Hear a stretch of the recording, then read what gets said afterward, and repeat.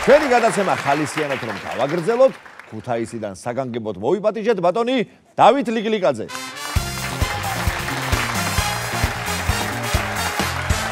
დალავი ბატონო დავით. როგორ ბრძანდები ბატონო დავით? კარგად ვარ. მადლობა ჩამობრძანებისთვის. და ესე იგი, კარგად ვარო ბრძანეთ და ესე იგი, მართალი ყოფილა ის ქალბატონი ხო? თქვენზე რომ ამბობდა, კარგად არის. გათოლიკლიказეო და როგორ იყო ეგამოვი გაიხსენეთ? არა, სრულიად შემთხვევით ინტერვიუს იძლეოდა ქალბატონი დასაქმების საკითხებზე და მე ხო როგორც მე ვნახე რომ ეკითხება ის ჟურნალისტი დასაქმებაზე რომ სად არისო სამსახურებიო და ამ დროს გავიარე შემთხვევი და ლიგლიკაძე კარგად დააგერო და არაფრის მიმაყოლა ინტერვიუში.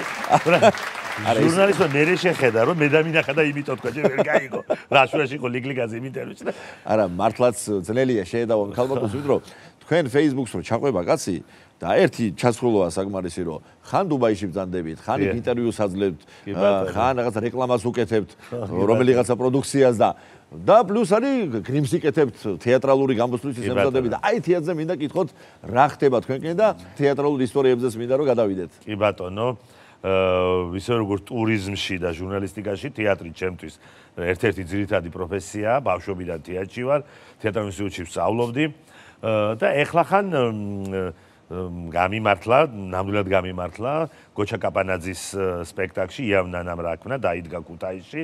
მივიღე ერთ-ერთი მთავარი როლი, ლეკის როლი, კეთოს გამტაცებლის, საკმაოდ კარგი სპექტაკლია. გმირი კი არის უარყოფითი, მაგრამ თქვენ ნახოთ ყველა ბავშვი რო იღებს ფოტოს ჩემთან სპექტაკლის შემდეგ არის ერთი ამბავი. საყვარელი გლახა გმირი ხარ. ხო, კი, აი მე მგონი ვერი გვაჯაფარიძე არ ყავდათ ისეთ დღეში, ასე რომ ამიტატებენ ბავშვები. არის ერთი ამბავი. თეატრში დიდი ხანია ვარ, სანამ მსახიობი გავხდებოდი მანამდეც, სულ თეატრით ცხოვრობდი. ერთი ისტორია, მინდა ძალიან კაი ისტორია მოვყვე, რომელიც არსად არ მომიყოლე და სულ მინდოდა ეს მიზეზი ყოფილიყო თეატრზე. ეკითხავინმეს. მაშინ აბიტურიენტიც არ ვიყავით, სკოლის მოსწავლეები ვიყავით, იდგმებოდა ქუთაისში 90-იან წლებში ესეთი სპექტაკლი იქმენი საქართველო, რომელიც ქეთევან-წამებული იგივე, ქეთევან-წამებულის მიხედვით საკმაოდ საინტერესო სპექტაკლი იყო. ეპოქა ეხა მთლიანად მაშინდელი, მთელი მე-17 საუკუნეა სცენაზე და სანთლები, რომელთაც შემოვდიოდით, ჩვენი ბავშვები ვიყავით, ლათინიელ ბერებს მოყვებოდით, თქოს გადაგვარჩინეს, რაღაც გატაცებას, რაღაცა ეკლესიაში შეგვაფარეს და ერთი ესე გავივლით ხოლმე და ბედნიერი ვიყავით ძალიან, რა თქმა უნდა, ამით და ძალიან კარგად მახსოვს მსახიობი ზაზა კილასონია და მსახიობი დავით როინიშვილი, რომელიც ჩვენი თეატრის კარგი და წამყვანი მსახიობები არიან. პიეტროს თამაშობდა ზაზა კილასონია და შემოდიოდა სანთლებით. ბევრი სანთელი შემოქონდა, უნდა დაერიგები და შემდეგ ისა ოღონდ თეატრში მე მგონი დღესაც ასია სახანძრო უსაფრთხოებიდან გამომდინარე, ცეცხლ სანთება არ შეიძლება, მაშინ ძალიან მკაცრად იყო ჩვენ თეატრში, მესხიშვილის თეატრში ეს და ისა ელექტროსანთლები იყო, ქვემოთ ქონდათ რაღაცა. ხო, ღილაკი ქონდა, მიაჩენდა და აინთებოდა და შემოვიდა და რაღაცა დენმა და არყა თუ რაღაცა და ამ სანთლებს შემოვიდა უცებ გადავარდა პარტერში. ჩაიხლიცა რასაც ქვია, თავის დეკორაციებია ყველაფრია და გადაფრინდა და ეხლა სპექტაკლი ხო არ ჩაიშლება, კაცო, ამ ხელა სპექტაკლი მიდის, ტრაგედია, ქეთევან-წამებული რაღაცა. ისტორიული თან და როინიშვილი ეუბნება პიეტრო ერქვა მის გმირს და რა დაგემართა პიეტრო, იმიტომ რომ ვერ გაიგო რა. მან ამოყო თავი პარიზში, დენმა დამარტყა. თეატრალურად. ეპოქალურად ისე შეეწყა დენის დარტყმა. ამ საქმეების ფონზე ეხლა ოჯახურ საქმეებს როგორ აუდიხარ ბატონო დავით? არა, ვცდილობ კარგი მამა ვიყო.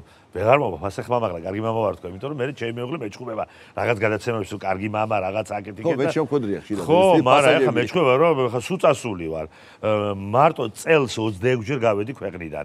ეხლა ხო წარმოგიდგენიათ, რომ სახლში არა ვარ პრაქტიკულად და ჩემი მეუღლე სულ მეჩხუბება, რომ შენ არა ხა ამას არ თქვი, კარგი მამობა ეხლა.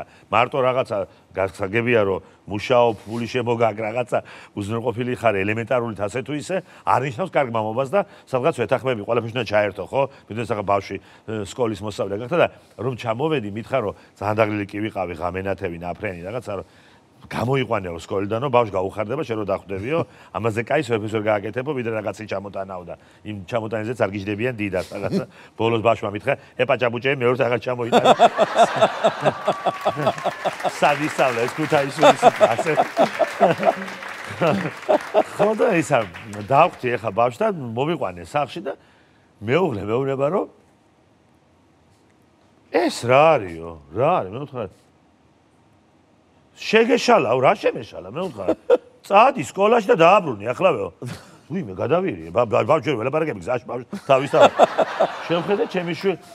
ვინ დააბრუნა? მე ვთქვა ვინ დააბრუნა ქურთუკი დააბრუნეს, ხუსი ქურთუკი აცია. შემეჩინა მეთქი ისე გავუცხოვდი ოჯახში. მეთქი სხვა ბავშვი ვარ წამოვიყვანეთ და უნდა გენახა რასაც ცოდავად შევხედე ბავშვო, დავდინა ჩემი შვილია.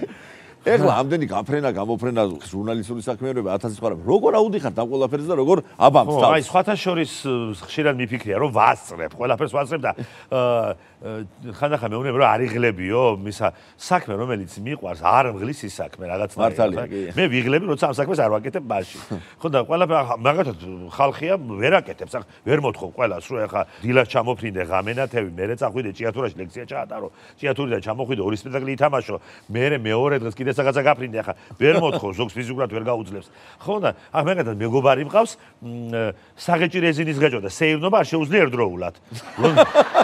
რომელიმე უნდა აკეთოს. ხო და რა. გავიდა მეუთხარი ბულვარში, არა მოიცა საღეჭი რეზინას გეჭავ, მე მეუბნება. ხო, არ საღეჭი რეზინა უნდა გეჭოს და ისე ივდოს, ერთად არ შეუძლია. ხო, საშოში ძალიან ისეთი ძალიან ალალბოთეო რო იტყვია ქუთაისში ისეთი მეგობარი მყავს და გონია რომ არის ეშმაკი. ხო, ძალიან საყვარელია. ხო და ესა ბაზარში ვეუნები რომ მეგამიშვით ვაჭრობა ჩემი თემა დამიკლებენ და ვაჭრობა და ისო მე ვიციო. მითხა და მივყევი ერთი მაინტერესებს შორიდან უყურებ და რაღის შურჩხელავ ეკითხება რაღაც საკებოდ მიდიოდი და შურჩხელა და 3 ლარი ვეუნება გლეხი. ხო და მომისმინე ეხლაო სამცალს ავიღებო და 9 ლარად მომეციო. დაფიქრა. გლეხი დაფიქრა და შენ მარტო ხმოსულ თუ გახლია ვინო. სამო ხო გითხარი არა ხარ გასაშვები რო გახარ. შევაჭრა. ისე შევაჭრა, რომ ისე თხოვა გლეხი დაფიქრა. სადღაც როგორ რაღაცა მათყუებს იფიქრა. დაფიქრა. ცოტა ხან არაცნობდა წყალარად. სამცალს. თქვენ ჩემო ბატონო, ყოველთვის სასურველი სტუმარი ხართ და დარწმუნებული ვარ ამაში, ჩვენი შოუს მაყურებელი დაგვეთანხმება. ჩვენი შოუს სტუმარი გახსნათ ბატონი დავით ლიგლიგაძე. დიდი მადლობა მას ჩამომზადებისთვის.